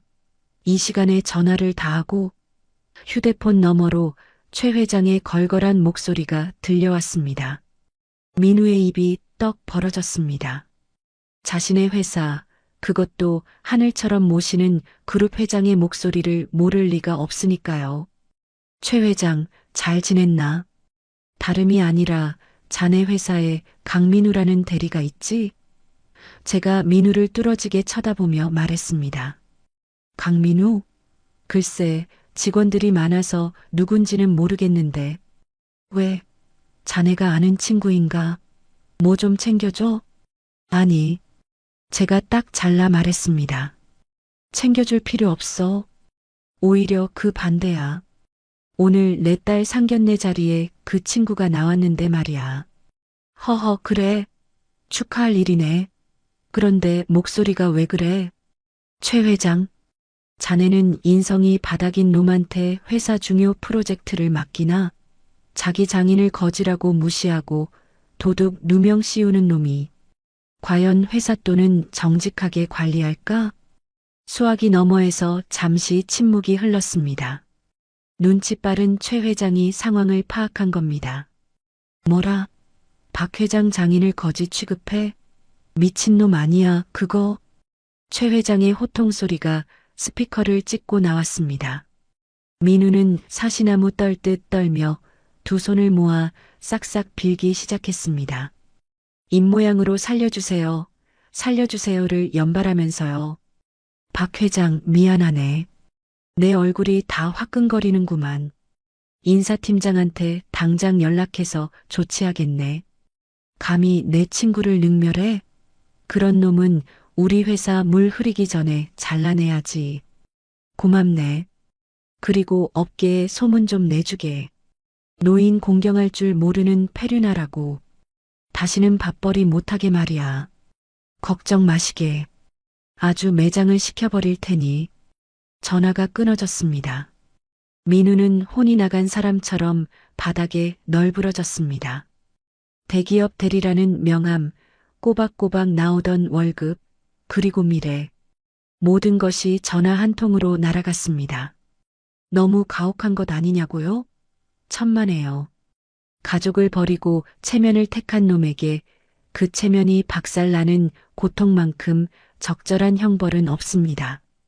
아이고, 아이고, 우리 아들 이제 어떡해.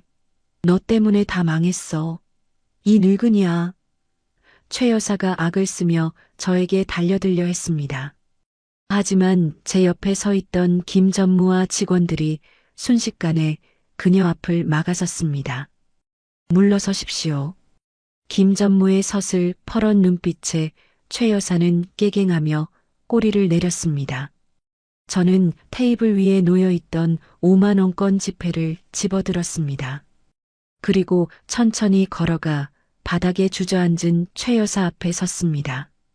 부인, 아까 로비에서 한 내기 기억하시오? 최 여사가 흠칫 놀라며 뒷걸음질 쳤습니다. 바퀴 할그라고? 설마, 나 여자야. 연약한 여자라고. 걱정 마시오. 내 차 타이어가 당신 혀보다 깨끗할 테니 더럽히고 싶지 않소? 저는 5만 원짜리를 그녀의 손에 쥐어주었습니다. 아까 주차장에서 그녀가 저에게 던졌듯이, 아니, 그것보다는 좀 더 정중하게 쥐어주었습니다. 저는 품격 있는 사람이니까요. 이 돈 가져가시오. 주차비는 내가 낼 테니 이걸로 가서 국밥이나 한 그릇 사드시고 남는 돈으로 인성학원이나 등록하시오. 3만 원짜리 큐빅 반지도 챙기시고. 최 여사는 돈을 쥔 손을 부들부들 떨었습니다.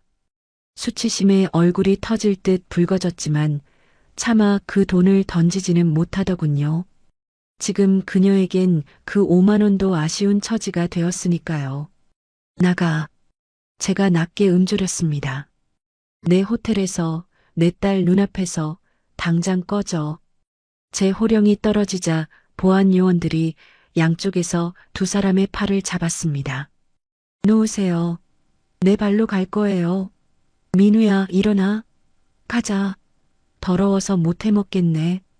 최 여사는 끝까지 바락바락 악을 쓰며 허세를 부렸지만 질질 끌려가는 꼴이 영락없는 폐잔병이었습니다. 민우는 넋이 나간 채 질질 끌려나가며 마지막으로 저를, 아니 지은이를 돌아보았습니다. 지은아, 내가 잘못했어. 사랑해. 사랑? 끝까지 그 더러운 입에 사랑을 올리다니. 닥쳐. 지은이가 소리쳤습니다. 그 입 다물고 꺼져. 쾅. VIP 룸의 문이 닫혔습니다. 복도 멀리서 최 여사의 비명소리와 민우의 울음소리가 잦아들 때까지 우리는 그 자리에 가만히 서 있었습니다. 마침내 고요가 찾아왔습니다. 지독한 폭풍이 휩쓸고 지나간 자리. 상처투성이가 되었지만 결코 무너지지 않은 우리 부녀만이 남았습니다. 지은이가 휘청하며 다리에 힘이 풀린 듯 주저앉으려 했습니다. 제가 얼른 딸아이를 부축했습니다. 지은아, 괜찮으냐? 지은이는 제 품에 안겨 가쁜 숨을 몰아쉬었습니다. 참고 있던 긴장이 한꺼번에 풀린 모양입니다. 아빠, 나 잘한 거지? 그럼 잘했다. 아주 잘했어. 내 딸 최고다. 저는 딸아이의 등을 토닥여 주었습니다. 제 양복 상의가 딸아이의 눈물로 다시 젖어 들어갔지만 이번 눈물은 아까와는 달랐습니다. 그건 슬픔의 눈물이 아니라 썩은 부위를 도려낸 후 흐르는 치유의 눈물이었습니다.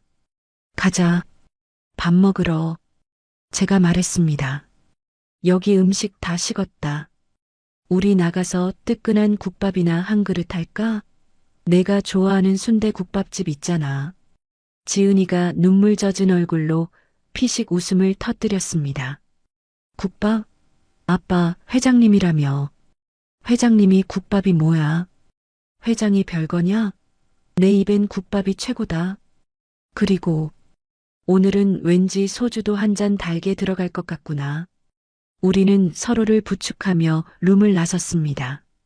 텅 빈 복도를 걸어가는 우리 부녀의 뒷모습. 비록 결혼은 깨졌고 상처는 남았지만 발걸음만은 그 어느 때보다 가벼웠습니다. 진짜 소중한 건 돈도 명예도 체면도 아닌 바로 우리 가족이라는 걸 확인했으니까요. 이제 마지막 에필로그가 남았습니다. 그들이 떠난 후 우리는 어떻게 다시 일상을 찾았는지, 그리고 이 사건이 우리에게 남긴 진짜 유산은 무엇인지 술 한 잔 기울이며 담담하게 이야기해 드리겠습니다. 뚝배기 끓는 소리가 참 좋습니다. 구수한 사골 국물 냄새가 코끝을 간지럽히고 여기저기서 이모, 여기 깍두기 좀 더 줘요 하는 사람들의 목소리가 들려옵니다. 여기는 호텔 스카이라운지가 아닙니다.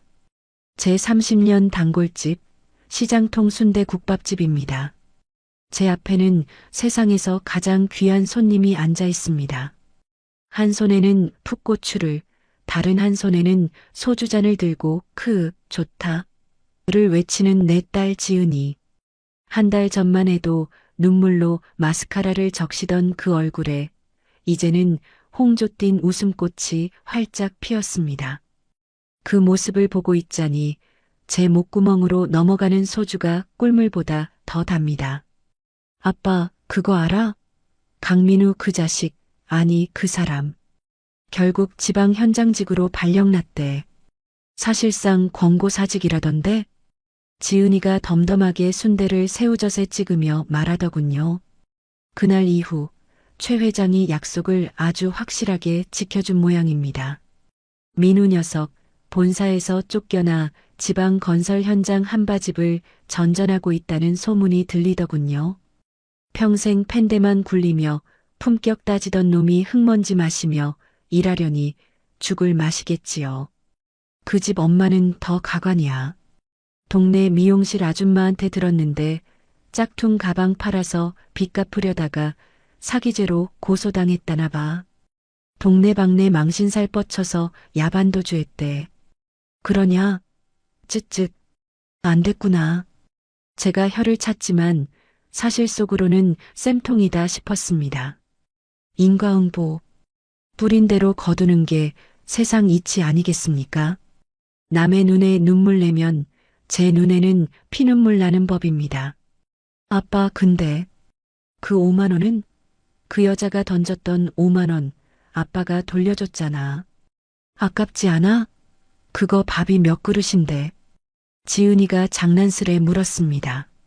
저는 빙그레 웃으며 점퍼 안주머니에서 지갑을 꺼냈습니다.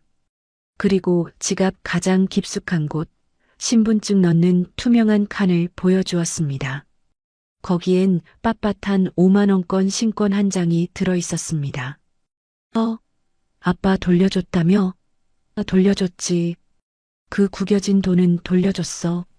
이건 내가 은행 가서 새로 뽑은 돈이다. 부적처럼 넣고 다니려고. 부적? 그래. 나 자신을 위한 부적이다. 혹시라도 내가 나중에 돈 좀 더 벌었다고, 자리가 좀 더 높아졌다고, 그 여자처럼 사람 무시하고 거들먹거릴까봐. 그럴 때마다 이 돈을 보면서 다짐하려고. 만서가, 너는 절대 그렇게 늙지 마라. 사람은 돈으로 사는 게 아니라 마음으로 사는 거다 하고 말이다. 지은이가 잠시 말을 잇지 못하더군요. 그러더니 제 술잔에 술을 채워주며 말했습니다. 역시 우리 아빠. 회장님 클래스는 다르네. 우리는 잔을 부딪혔습니다. 맑은 소리가 났습니다. 호텔 VIP 룸에서 마셨던 수십만 원짜리 양주보다 지금 이 5천 원짜리 소주가 훨씬 더 향기롭고 목 넘김이 부드럽습니다. 왜냐고요? 여기엔 가식도 없고 허세도 없고 오직 서로를 위하는 진심만 있으니까요. 아빠, 나 이제 결혼 같은 거 안 해. 그냥 아빠랑 평생 이렇게 국밥이나 먹으면서 살래. 지은이가 술 기운이 올랐는지 애교 섞인 투정을 부립니다. 무슨 소리? 더 좋은 놈 만나야지. 대신 이번엔 아빠가 면접 빡세게 볼 거다. 일단 포니 태워서 비포장도로 한번 달려보고 시장통 데려와서 국밥 한 그릇 말아먹여보고 합격하면 그때 허락할 거다. 아, 뭐야, 그게 무슨 면접이야. 지은이가 깔깔거리며 웃었습니다. 그 웃음소리가 시장통의 소음과 섞여 묘한 화음을 만들어냈습니다. 여러분, 저는 그날 제 낡은 폰이 승용차를 폐차장으로 보내지 않고 다시 차고에 넣어두었습니다. 사람들은 그럽니다. 회장 체면에 똥차가 뭐냐고 당장 갖다 버리라고요. 하지만 저는 그 똥차를 탈 때마다 느낍니다. 내가 어디서 왔는지, 내가 누구인지, 그리고 내가 지켜야 할 것이 무엇인지 그 녀석은 저에게 말해줍니다. 만서가 속도보다는 방향이다. 껍데기보다는 엔진이다. 최 여사의 벤츠는 빠르고 화려했지만 결국 낭떠러지로 질주했습니다. 제 포니는 느리고 볼품없지만 사랑하는 딸을 태우고 안전하게 집으로 돌아왔습니다. 그럼 된 거 아닙니까? 5만 원이 아니라 5억을 줘도 바꿀 수 없는 가치가 바로 거기에 있습니다. 술자리가 파하고 식당을 나설 때였습니다. 차가운 밤 공기가 뺨을 스쳤지만 춥지 않았습니다. 제 팔짱을 꼭 끼고 있는 딸아이의 온기가 전해졌으니까요. 아빠 업어줘. 다 큰 게 주책은. 허리 부러진다. 말은 그렇게 했지만 저는 슬쩍 등을 내어주었습니다. 제 등에 엎인 딸아이의 무게. 묵직하지만 세상 그 무엇보다 가벼운 무게였습니다. 밤하늘을 올려다봤습니다. 서울 하늘에 별이 참 많더군요. 아마 며칠 전까지만 해도 제 눈에 씌었던 탐욕과 걱정의 안경 때문에 보이지 않았던 별들이었겠죠. 여러분은 어떠십니까? 혹시 지금 겉모습만 번지르르한 가짜 보석을 얻으려 애쓰고 계시진 않습니까? 아니면 내 곁에 있는 진짜 다이아몬드 같은 사람을 포장지가 낡았다는 이유로 홀대하고 계시진 않습니까? 진짜 명품은 백화점에 있지 않습니다. 지금 여러분 곁에서 따뜻한 국밥 한 그릇 같이 먹자고 손 내미는 그 사람. 그 사람의 마음이 바로 에르메스고 샤넬이고 다이아몬드입니다. 저는 오늘 세상에서 가장 비싼 저녁을 먹었습니다. 7천 원짜리 국밥 2그릇에 소주 한 병. 도합 1만 8천 원. 하지만 그 행복의 값어치는 글쎄요, 그랜드 호텔을 통째로 줘도 안 바꿉니다. 자, 저는 이제 들어가 봐야겠습니다. 등에 엎인 우리 딸이 잠꼬대를 하네요. 아빠, 사랑해. 허허, 이 녀석? 내일 술 깨면 기억도 못할 거면서. 친구 여러분도 오늘 저녁엔 소중한 사람과 뜨끈한 국밥 한 그릇 어떠십니까? 아, 물론 계산은 제가. 마음으로 쏘겠습니다. 지금까지 똥차 타는 회장 박만석이었습니다. 늘 건강하시고 속 꽉 찬 행복 누리시길 바랍니다. 지금까지 박만석 회장의 통쾌한 복수극을 함께 해주셔서 감사합니다. 이 이야기가 전하는 진심은 단 하나입니다. 사람의 품격은 차의 가격이나 통장 잔고가 아니라 마음의 깊이에서 나온다는 것입니다. 비싼 명품을 둘러도 천박했던 최 여사와 낡은 점퍼에도 당당했던 박 회장.